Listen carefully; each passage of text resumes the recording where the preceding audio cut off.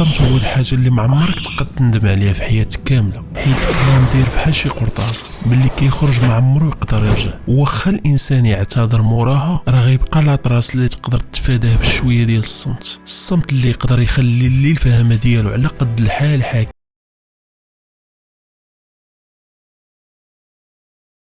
واللي كيخلي اي واحد واخا ما تكونش عنده الهيبه تولي عنده. الصمت عنده واحد القوه اللي تقدر تفادى بها المشاكل قبل ما تطرا كاع. ولكن واش ديما خاصنا نبقاو ساكتين؟ واش هو ديما ذهب في كاع الحالات؟ اجي نشوفوا فوقاش يكون سكاتنا احسن من كلامنا، وفوقاش يكون كلامنا هو اللي غيعطي القوه للحضور ديالنا. بزاف ديال الحالات في حياتنا ماشي ضروري نهضروا باش نبانوا راه حنا كاينين هنايا، باش نفاليديو الحضور ديالنا في شي مجمع ولا وسط الكليكه. وشحال من واحد ما يقدرش يتخلص من هذا الشيء، بانه خاصو يبان هو اللي كيف وسط المجمع، هو التوب وان، وهو اللي يقدر يدوميني الحوار بصفه عامه. فباش تبان لشي حد اصلا في حد ذاتها فكره عبيطه، فراه في وسط هاد كثره الكلام اللي دار كامل تقدر تلوح غير كلمه ولا جوج، نوايطه ولا جوج في بلاصتها، وغتخلي كلشي مركز معاك وتبقى تسمع كلام معقول وعندك الصح في هادي وكلامك لوجيك، مع انك ما درتي حتى شي مجهود كبير في هادشي، حيت المجهود كامل دار في الكواليس. فهاد الهضره اللي قلتي معقوله جايه من الثقافه اللي اكتسبتيها، والثقافه بصفه عامه كتبنى بشويه ديال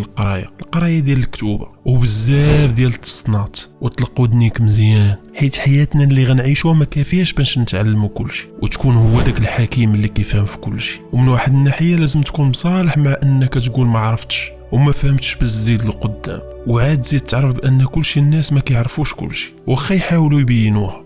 فالسكات كيعلمنا بزاف ديال الحوايج. فواحد الحكيم كانوا سولوا واحد النهار علاش عندنا فم واحد وجوج ديال الودنين، قال لهم باش نسمعوا جوج المرات ونتكلموا غير مره واحده. فماشي بالضروره لازمنا نهضروا باش نوصلوا شي ميساج ولا نتواصلوا مع الاخرين، وماشي المساله مساله غير تواصل مع شي حد، ولكن تقدر تضحكوا كاع. وخير مثال على هذا الشيء هو شارلي شابلان اللي ضحك العالم كامل بلغه واحده، واللي هي الضحك والكوميديا.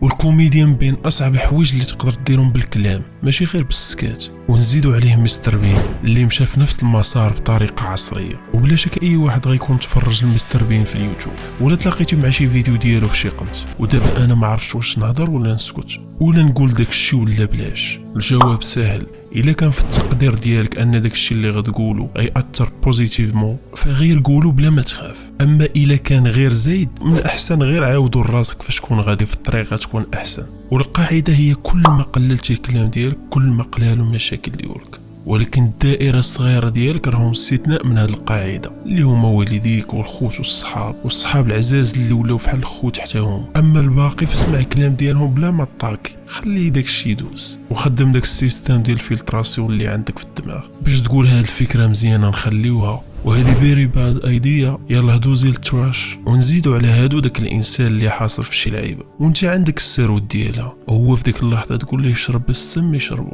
فتبرع عليه بداك العلم اللي عندك فراه الخير دواره. اما نهضر غير باش نتسمى راه كاين هالو اتس مي ما يقال والو. وهذا الشيء كل ما نضج الانسان كيبدا يتعلم هذا الشيء ويبقى يتفكر شي حوايج يقول راسو واو كان كيسحاب لي راسي راني واعر وانا راه كنت هو الضامب ديال الاغبياء. ودابا هاد السكات الا مشينا في طريق واش نقدروا نتعلموا كاع؟ اول حاجه حنا كالانسان كنتعلموا ملي كنكونوا كنسمعوا وماشي ملي كنكونوا كنهضروا. وانا سولت كي خاص نطلق دوك الودينات ونصبر نسمع كلشي اللي عارف واللي ما عارفش تنعرف داكشي اللي خاص. فاوتوماتيكمون كل ما سمعتي اكثر كل ما تعلمتي اكثر. وداكشي علاش بزاف ديال السكوتيين كيكون عندهم العمق شي شويه في الافكار، وكاين اللي كيكون خاطر ماشي غير في الهضره بل حتى في التصرفات. وكثرة السكات كيخلي الانسان يكتسب واحد القدره على تحليل الافكار اللي ماشي طبيعيه، وكيخلي العقل ديالك والافكار ديالك مقاده ومرتبه، هذه تدوز وهذه ما تدوش، وهذه ما كاين لاش نضيع معها الوقت. وعاد زيد على هذا الشيء كل ما سكتي كل ما كتسمع المونولوج اللي داير في دماغك وكدير ليه تحليل مزيان، وكدير حتى التحليل ديال الافكار اللي راجعه في دماغك قبل ما تخرج لارض الواقع. واكثر من هذا الشيء كتبقى تهضر مع الاحاسيس ديالك. دابا علاش كنحس هكذا في هذه الساعه دابا،